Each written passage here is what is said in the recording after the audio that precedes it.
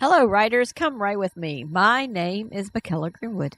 I create worlds for mind adventures. Welcome to my channel, Write with Michaela. I'm very excited to have you on my channel, so don't forget to like and subscribe and hit the bell so you can go on this journey with me. Today is story time, or the day of our chapter exchange. I give you a chapter by reading. You give me a chapter by emailing it in. If you are writing with me and you wish to exchange chapters, then send your chapter with written permission to writewithmichaela@gmail.com, no spaces. I will post the email address at the end of the video and in the description below. I'm looking forward to reading your chapters. All chapters are writing prompts read on the channel, whether they are mine or another writer's work, are copyright protected material, and no one may use any part in writing their own stories. Excuse me. This story is PG-13, so if you're under 13 years of age, you need parental guidance. This story is in its rough draft stage, just as the last stories and writing prompts we've heard. The title of this story is Princess Emnorawyn Stygerguard, and today we are reading chapter 32. If you would like to read along, then send to the email I stated earlier and request a PDF of the chapter. Make sure you are specific. Now let's start. Princess Emnorawyn Stygerguard, Chapter 32. Finding the Source. The three armies flew towards King Cronus' kingdom, or refuge. They all gawked at its size as they approached. Dobston rode Stygerguard, and he had Princess Emnorawyn's magical ball with him. Princess Emnorawyn had enclosed herself, Prince Hadley, and Commander Offerton in the metal ball, and she instructed her magical ball to pick up the ball they were in.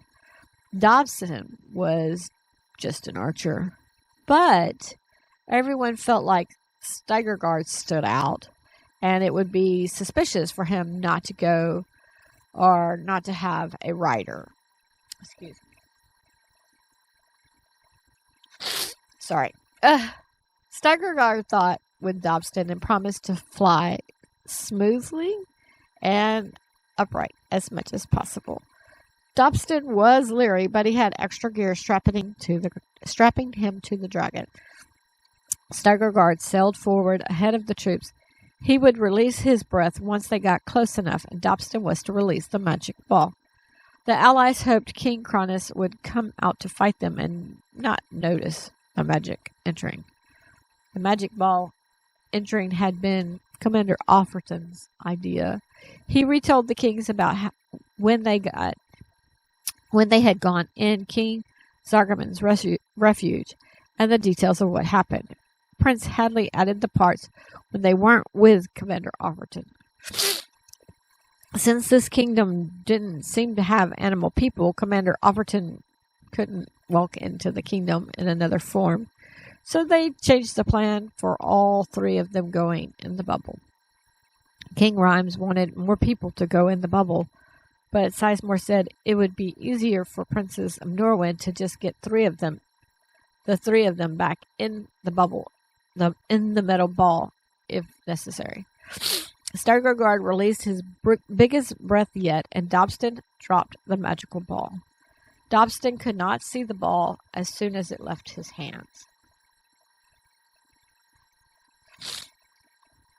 Stygerguard's breath hit several metal poles that rose up at intervals along the top of King Cronus' protective wall.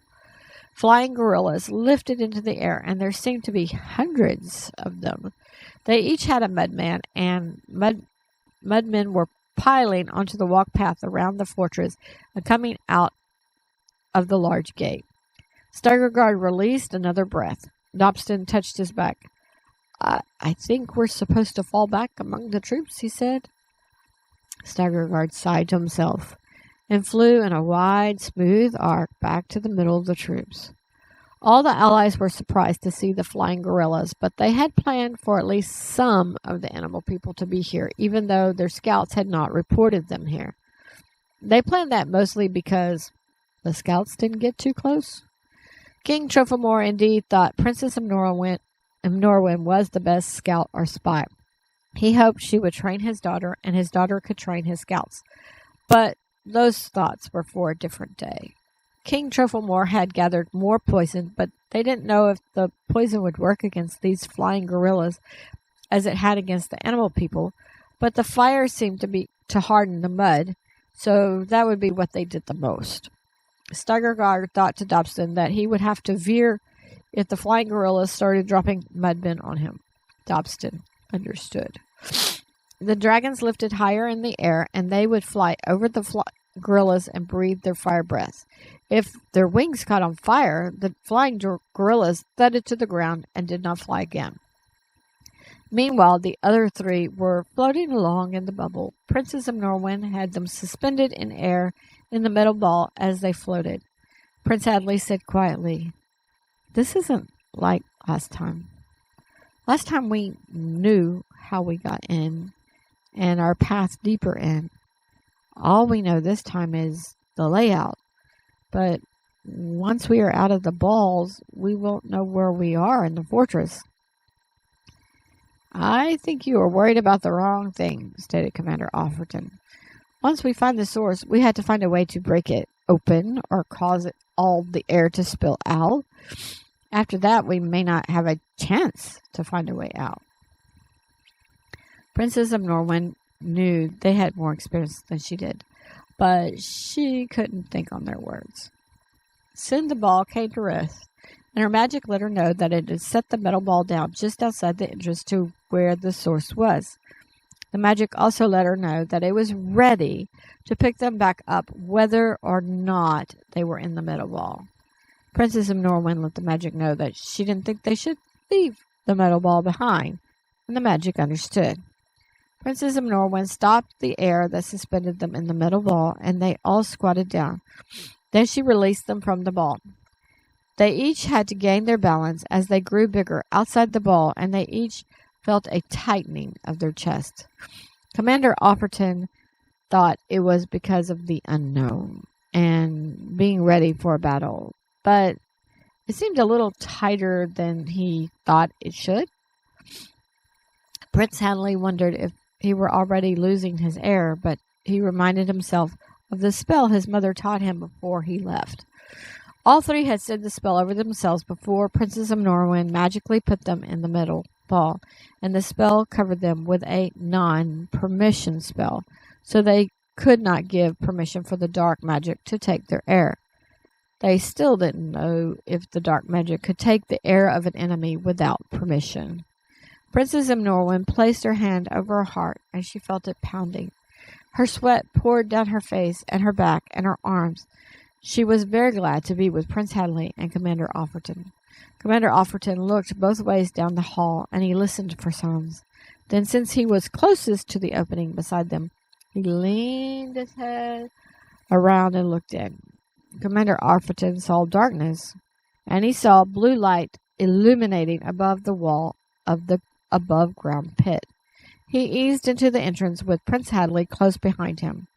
Princess Emnorawyn was not accustomed to sneaking around, so she released a few of her magic balls to let her know what was in the hall and to let her know if anyone or anything was heading towards them. The entrance was like a short tunnel, and then it opened out into a cavern with a dome ceiling. The blue light from the pit illuminated the stalactites hanging from the ceiling. The rock wall around the blue-lit pit was at least up to Commander Offerton's chest.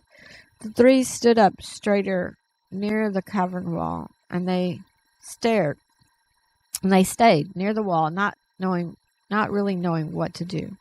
Princess Emnorawyn stood on her tiptoes to see if she could see in the pit.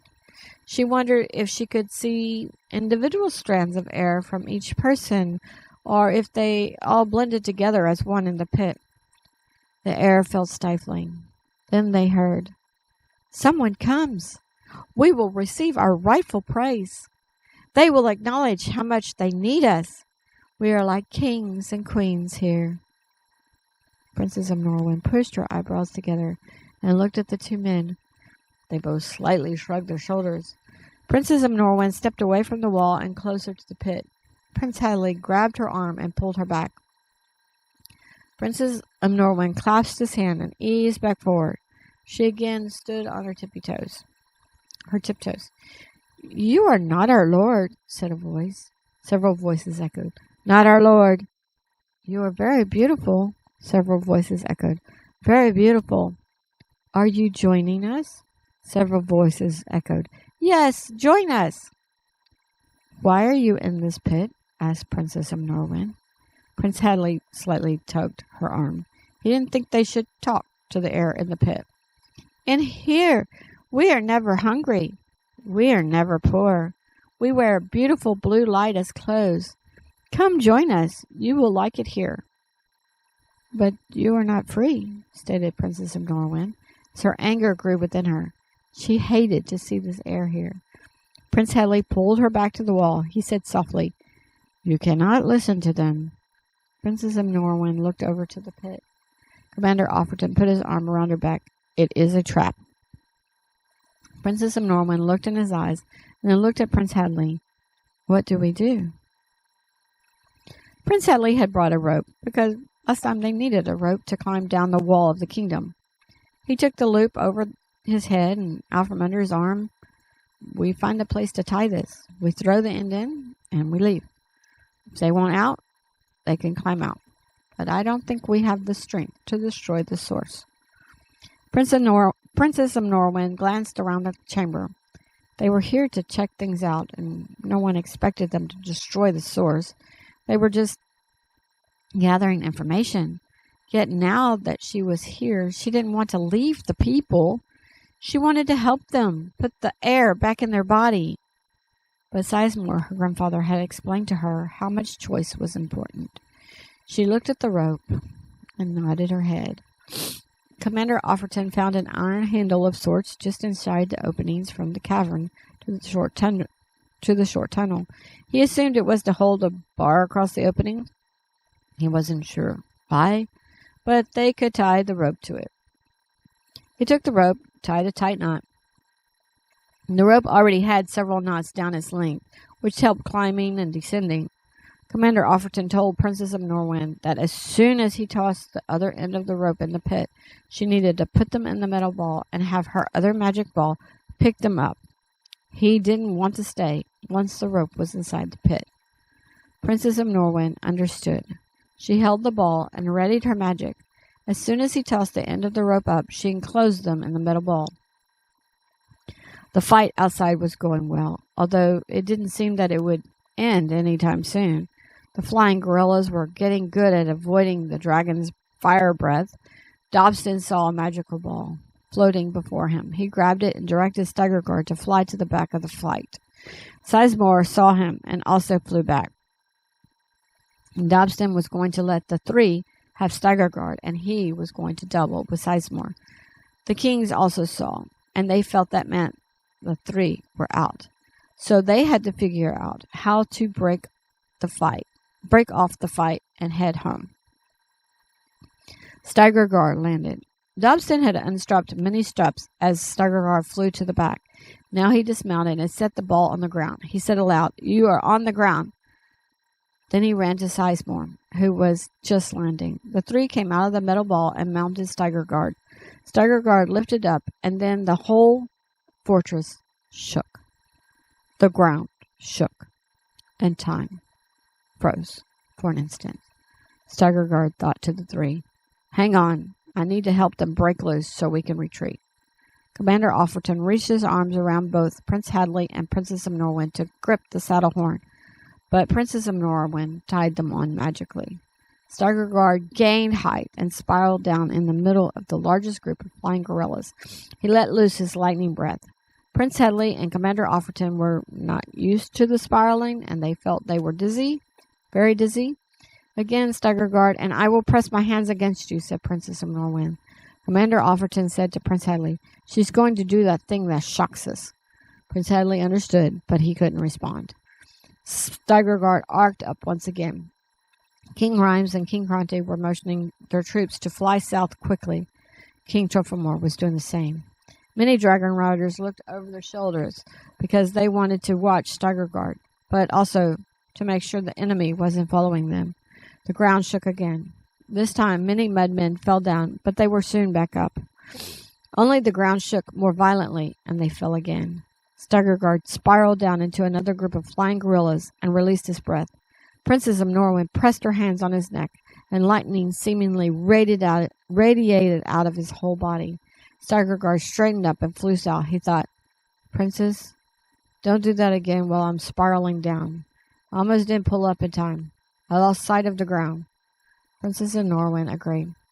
Prince Hadley said, "I understand Dobson now. My head is spinning, and I feel pops all in my body." "Should I let my magic make another rope?" Princess Emnorawyn asked. Commander Overton released the saddle horn and straightened up. "No, the dark magic will take your air, at least as I understand it. We left a rope that had no air in it." "But all the air didn't get a chance to climb out," replied Princess Emnorawyn. Prince Hadley rubbed her back. "I agree with Commander Overton. Call your magic to you, and call it now." Princess Emnorawyn did, and they joined the troops. They flew to Tall's kingdom to regroup and discuss things. The original plan was for the three to tell the rest of them about the source, so they could discuss destroying it. Okay, writers, that is the end of chapter 32. Leave a comment on what you would have said to the blue air. Would you feel like they were free? They weren't hungry. They were not poor. They were bathed in blue light. What would you have said to them? Leave a comment on if you were Dobson. Would you have ridden Stygerguard by yourself, even with the extra straps? And I want to add a little bit to this. Think for a moment. Stygerguard wants to battle. He doesn't want to hang out in the back or in the middle. He wants to do his part. So, knowing that, would you have ridden on him, even with all the extra straps? Leave a comment on Princess Emnorawyn's last comment that all the air didn't get a chance to get out. Oh. How does she know that? Anyway, leave a comment on if you agree with Commander Overton's instructions of not making a magical rope. You think that it could just take the air out of the person, or it could take air out of magical objects, or it could take air from her from the rope? Just leave those comments. Join me Tuesday for some jargon and continuing a down soldier. Join me Friday for chapter 33 of Princess Emnorawyn and Stygerguard. Visit my website, bymckella.com. Read some character bios. If you read some, leave a comment on which ones you have read. All your comments, all of them, will help us start conversations and build our community. Keep all comments respectful. Remember, someone else's perspective can help you with your writing. You could take their perspective and weave it in to your writing, even if you don't see it that way, even if you don't agree with it that way. No, everybody doesn't see the world like you do. Everybody doesn't see the world like I do. So I need your perspective to help me with my writing, to open my eyes to a broader thing, so I can widen and deepen my writing. And you can do the same. So keep comments respectful. Don't forget to hit the like and subscribe and the bell so we can continue to write together, and other people will have a higher chance of finding this channel, since your likes will push the video out to a greater audience. Thank you for joining me today. I really appreciate your participation. If you know someone who would like this video, please share it with them. This is Mckella with Write with Mckella. Bye for now.